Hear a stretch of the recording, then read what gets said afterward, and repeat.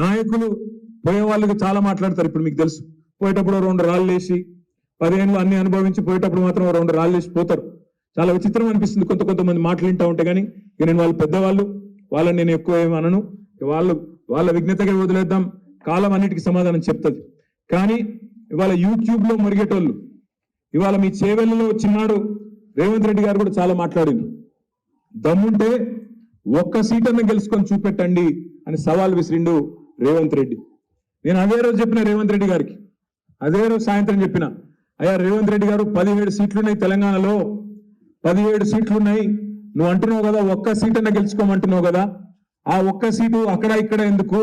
నీ sitting seat ఉంది కదా మల్కాజ్గిరి, నువ్వు కొడంగల్ ఎమ్మెల్యే పదవికి రాజీనామా చేసిరా, నేను సిరిసిల్ల ఎమ్మెల్యే పదవికి రాజీనామా చేస్తా, ఇద్దరం మల్కాజ్గిరిలో కొట్లాడదాం, ఎవడు గెలుస్తాడో చూద్దాం, ఏ పార్టీ గెలుస్తాడో చూద్దాం, అక్కడనే చూసుకుందామని అడిగిన.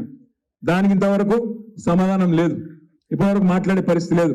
ఆయన సిట్టింగ్ సీటు గెలవలేడట, కానీ ఆయననట మొత్తం గెలుస్తాడంట, ఆయన మొత్తం రాష్ట్రం అంతా ఊడ్చి పారేస్తాడంట.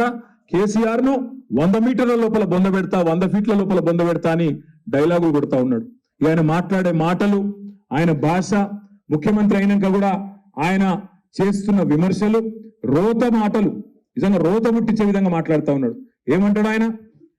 కొడకల్లారా, నా కొడకల్లారా, చీరేస్తా, మెడల పేగులు వేసుకుంటా అంటాడు.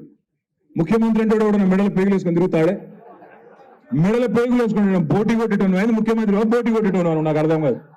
మెడల పేగులు వేసుకొని తిరుగుతా అంటాడు. ఇంకో మాట అంటాడు, జేబుల కత్తెర పెట్టుకొని తిరుగుతున్నా, జేబుల కత్తెర పెట్టుకొని ఎవరు తిరుగుతాడే? జేబు దొంగలు తిరుగుతారు. జేబుల కత్తెర పెట్టుకొని తిరుగుతున్నా, జాగ్రత్తగా ఉండండి అంటాడు. మానవ బాంబులు అవుతాం అంటాడు. ఇంకా గమ్మత్ ఏంటంటే ఇంకా ప్రతిపక్షంలో ఉన్నట్టే మాట్లాడుతున్నాడు ఆయన, ముఖ్యమంత్రి లెక్క మాట్లాడతలేడు. ఆయన దానికే విశ్వాసం కుదురుతలేదు ముఖ్యమంత్రి అని.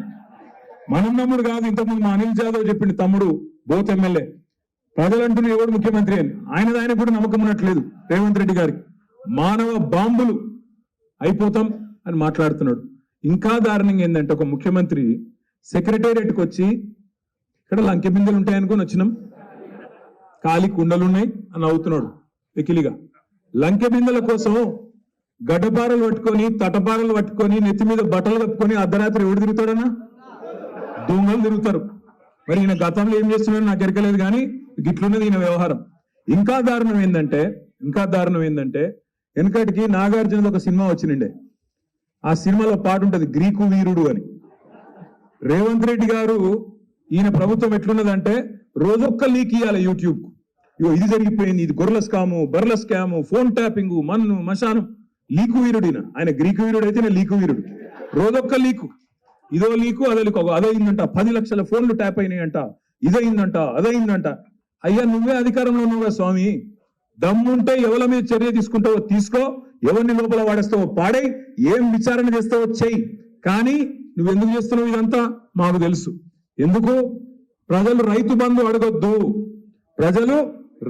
అడగొద్దు, కరెంట్ ఏమైందని అడగొద్దు, కింటాల్కు 500 బోనస్ అన్నావు అదేమైందని అడగొద్దు, 2 లక్షల రుణమాఫీ ఏమైందని అడగొద్దు, ఆడపిల్లలు 2500 రూపాయలు ఏమైందని అడగొద్దు, ముసలోళ్ళు 4000 రూపాయలు ఏమైందని అడగొద్దు. మళ్ళీ అడగొద్దంటే ఏం చేయాలి? రోజొక్క స్కామ్ బయటికి తేవాలి, రోజొక్క ఫోన్ ట్యాపింగ్ అయిందని బిల్డప్ ఇవ్వాలి, యూట్యూబ్ ఓనికి పైసలు ఇవ్వాలి. వాడు తెల్లారు లేస్తే కేసీఆర్ దిగిపోయినాక 4 నెలలకు కూడా వాడు తిడుతూనే ఉండాలి, మనం వింటూనే ఉండాలి. వాడు తిట్టడానికి తిట్టిన ఆనందం, వినడానికి ఇన్న ఆనందం. ఇది జరుగుతున్నది. ఏంటంటే తిట్టిపిచ్చే కార్యక్రమం, గోల్మాల్ చేసే కార్యక్రమం.